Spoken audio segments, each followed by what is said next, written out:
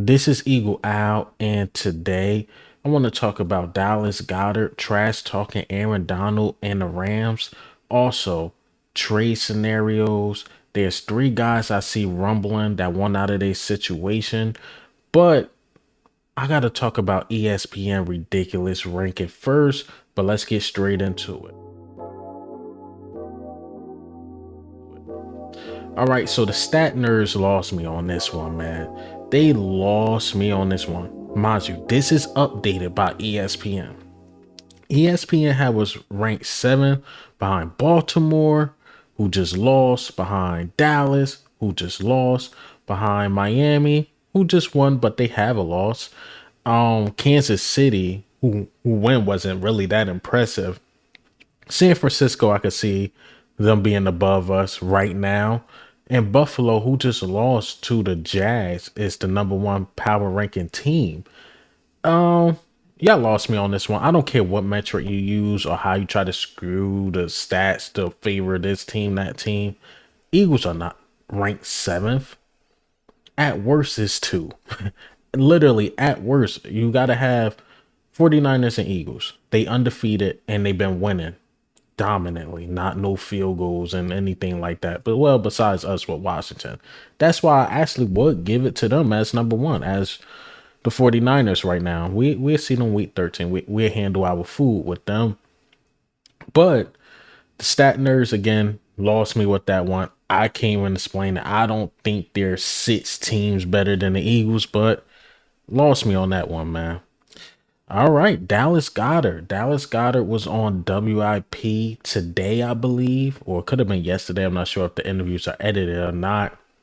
And he spoke with Hugh Douglas and those boys. And this is what Dallas Goddard had to say about the tush push and the trash talking. Push.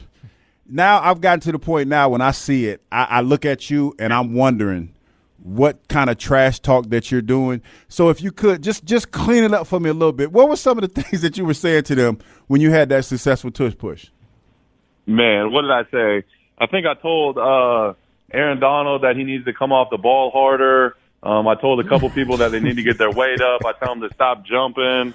A lot of times I just be telling them that they should just give it to us.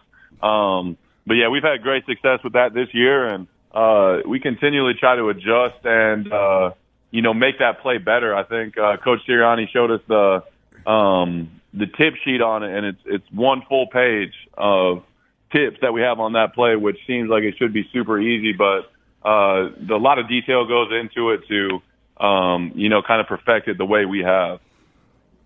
You know what? I just gotta let you know, man. Wow. Dallas Goddard is a trash talker, man. He's a trash talker, telling dudes to get their weight up, telling Aaron Donald get off the ball quicker. And Aaron Donald's supposed to be the guy you don't upset, but we don't care. We got the best O-line in the league. We upset you. We simply do not care about your feelings.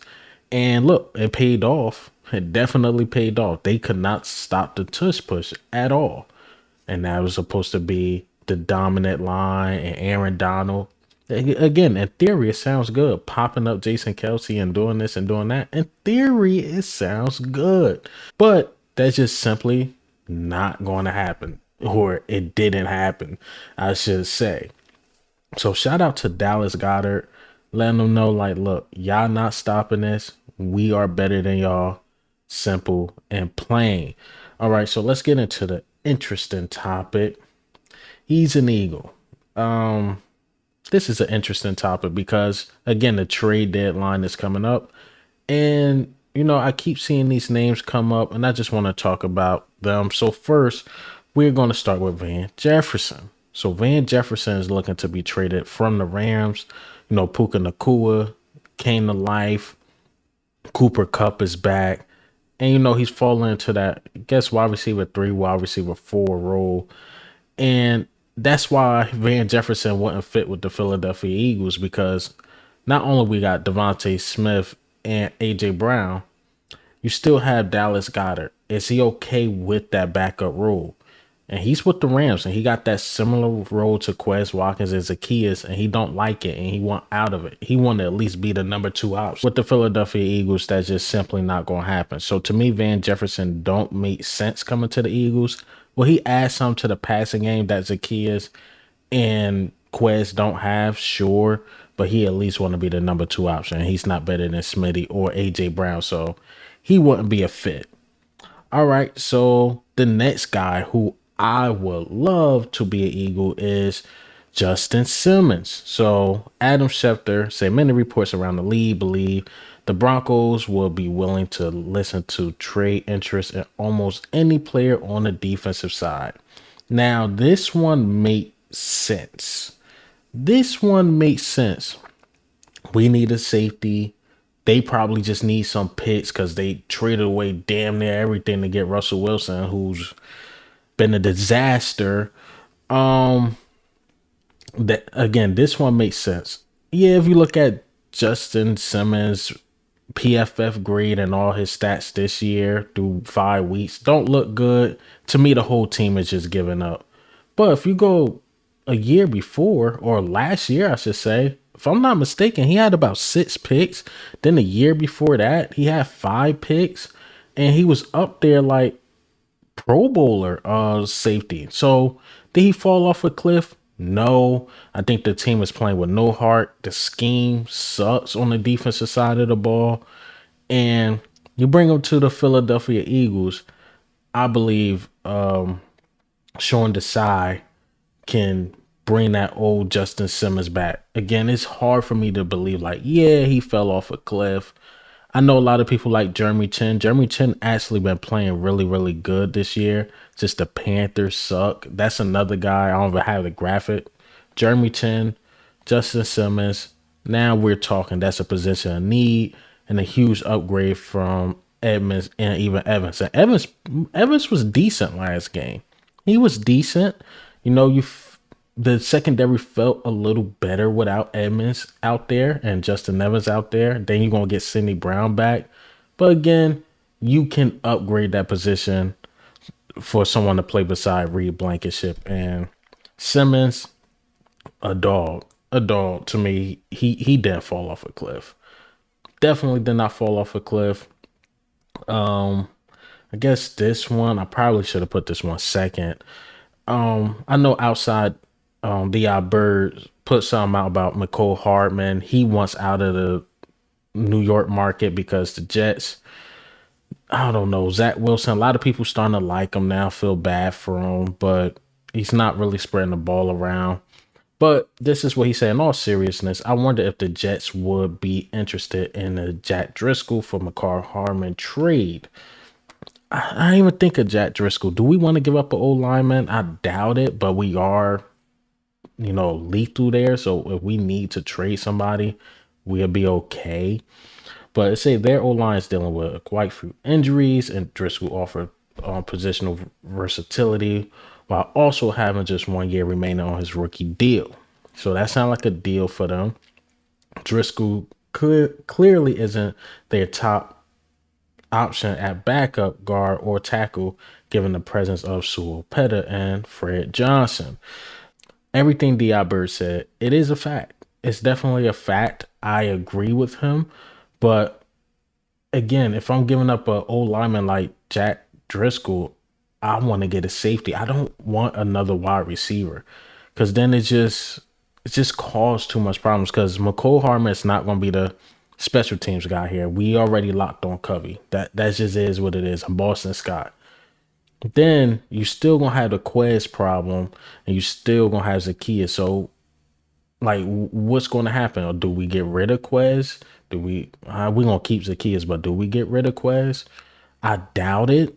Howie loves the people he drafts, and then Nick Sirianni loves Quez Watkins because he could stretch the field and make it a lot easier for Devontae Smith, for AJ Brown, or even a Dallas Goedert.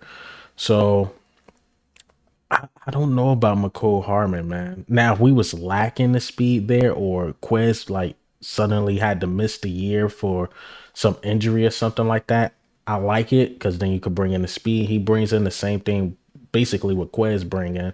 And he used to be in that third fiddle tight fourth fiddle type guy because he was with the Chiefs, I believe, when they had Tyreek Hill. I forgot who else they had on the outside, forgetting his name, and then Travis Kelce. So he's used to that role of just, when his number called, he's going to make a big play. Oh, he would be a fit, but who do we get rid of? And is wide receiver that much a priority? Third wide receiver. Again, you could say Quez is a problem, and I might agree with you. But then you got Zacchaeus, somebody in-house that you could just swap, make him a 4, make him a 3. To me, the wide receiver thing, I think is getting a little overblown. If you got Zacchaeus in the building, how good do you want our wide receiver 4 to be? Just simple as that.